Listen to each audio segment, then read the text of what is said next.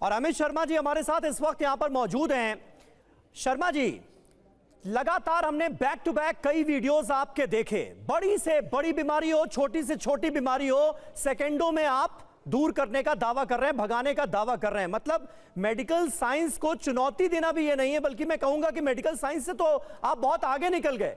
तमाम डॉक्टर्स जो 10-10 साल 12-12 साल पढ़ाई करके अलग अलग बीमारियों में स्पेशलाइजेशन करते हैं और उसके बाद इलाज करते हैं, आप तो उन सबसे आगे निकल गए, सेकंडों में ठीक किए दे रहे हैं। जी, ये सारी माता रानी की लीला है, बालाजी और माता रानी की। मैं तो एक निमित्त मात्र हूं, सब कुछ माता रानी और बालाजी कर रहे हैं।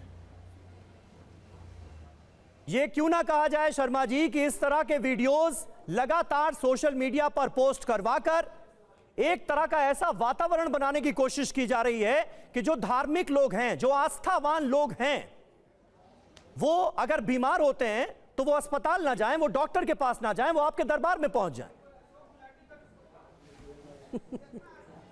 ऐसा कुछ नहीं है, ये तो मेरी बात सुनिए आप, ऐसा कुछ भी नहीं है। डॉक्टर के पास जाएं, हम किसी को पीले चावल बांटने नहीं जाते, वो स्वयं हमारे पर्चे को उनको देखकर आते हैं और हमारे दरबार में जो आता है उसका स्वागत है, चाहे वो धार्मिक व्यक्ति आए, चाहे वो नास्तिक व्यक्ति आए, कोई भी आए, क्योंकि इलाज जो चल रहा है वो स्वयं माता रानी और बालाजी के द्वारा चल रहा है।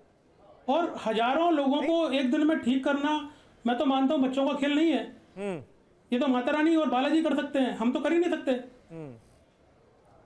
तो आप जितने बड़े बड़े दावे कर रहे हैं उससे लोगों के मन में ये अंधविश्वास भी तो आ सकता है ना कि बड़ी से बड़ी बीमारी हो, बीमारी में आदमी परेशान होता ही है ना, तो वो डॉक्टर के पास नहीं जाएगा, वो अस्पताल में नहीं जाएगा, वो आपके दरबार में जाएगा।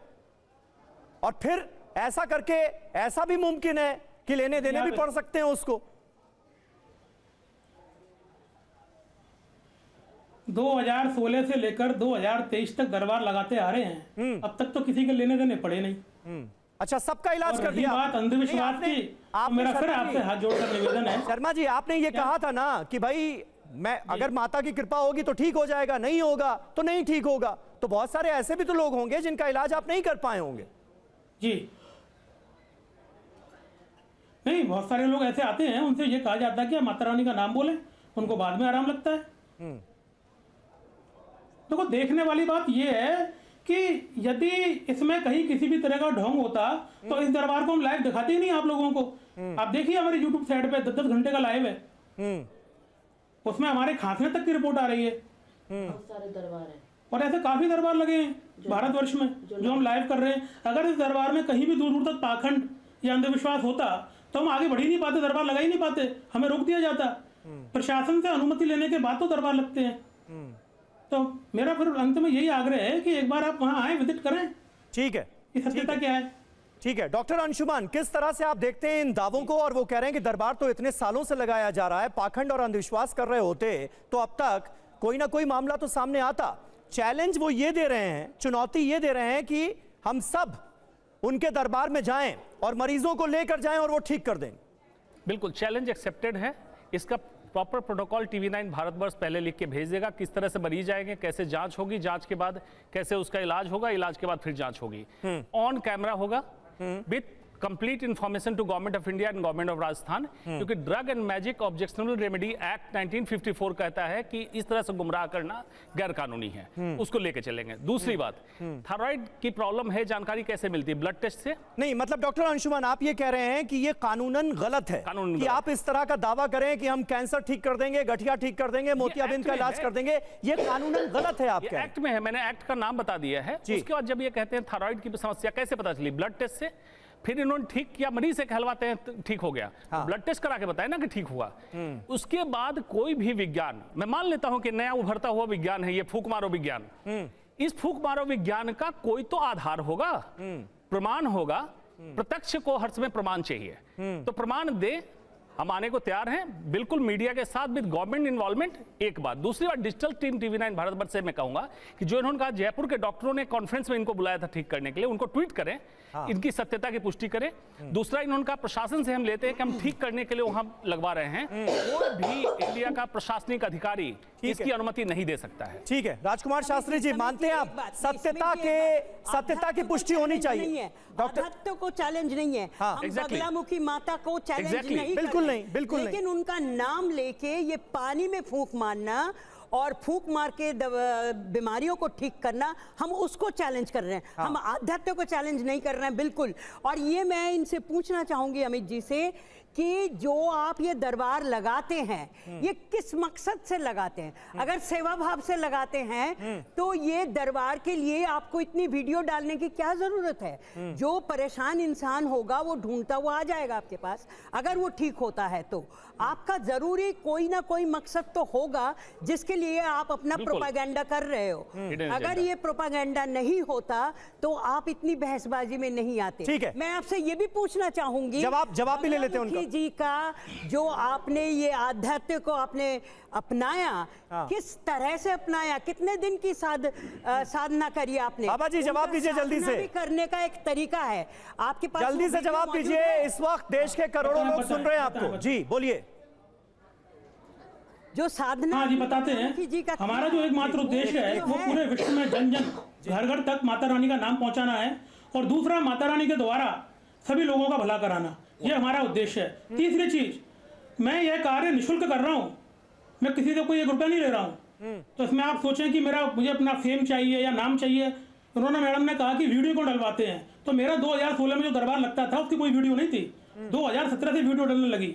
तो हमारी पहली वीडियो जब डली तो उसमें ऑब्जेक्शन उठा कि बाबा अपने आदमियों को कराते हैं। फिर ठीक है, कोई नहीं। फिर हमने दूसरी वीडियो डाली जिसमें व्यक्ति सही होने से पहले आ रहा है और सही होने के बाद बता रहा है। फिर उन्होंने कहा नहीं बाबा ये भी पाखंड है। फिर हमने आईना सभी दर्शकों को संतुष्ट करने के लिए अंत में आकर लाइव ही कर दिया। अब उसमें क्या प्रश्न रहेगा? किसी का अपनी आंखों से देख लो, हम भी मंच पर बैठे हैं, पब्लिक खड़ी है, रोगी खड़े हैं, सब खड़े हैं। ठीक है, ठीक है, आप कह रहे हैं घंटों जब दरबार सच। मैं दिखाता हूं कि किस तरह के वीडियोस आपके YouTube चैनल पर हैं। बाबा बगलामुखी हर्निया का भी उपचार करते हैं, उनका ऐसा ही एक वीडियो आप देख लीजिए, उसके बाद फिर चर्चा पर लौटते हैं। हाँ जी बताएं। गुरुजी, मेरे हार्निया की समस्या है नाभि के ऊपर। कितने समय से? 2 साल हो गए हैं। आपको? हाँ जी। हाथ जोड़ो, बोलो बगलामुखी मैया की जय। बगलामुखी मैया की जय। चेक करो हर्निया को, कैसा है? हल्का था, मामूली था?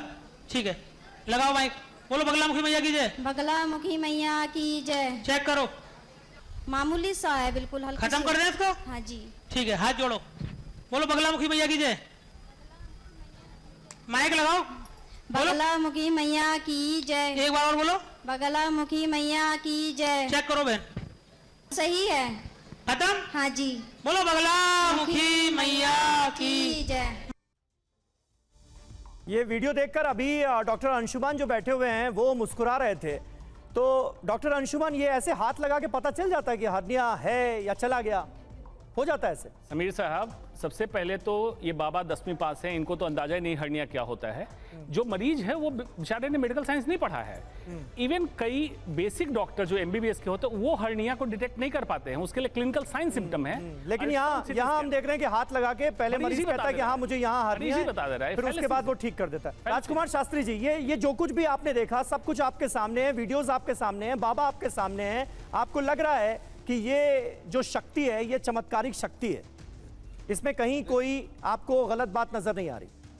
देखिए, भगवती बगलामुखी 10 महाविद्याओं में एक महाविद्या है, बाबा का बोले ना, और वह भगवती पार्वती की शक्ति है। और जो हमारी आध्यात्मिक शक्तियां हैं वो होती ही चमत्कारी हैं, और इस प्रकार के चमत्कार आज से नहीं हैं, प्राचीन समय से होते आ रहे हैं।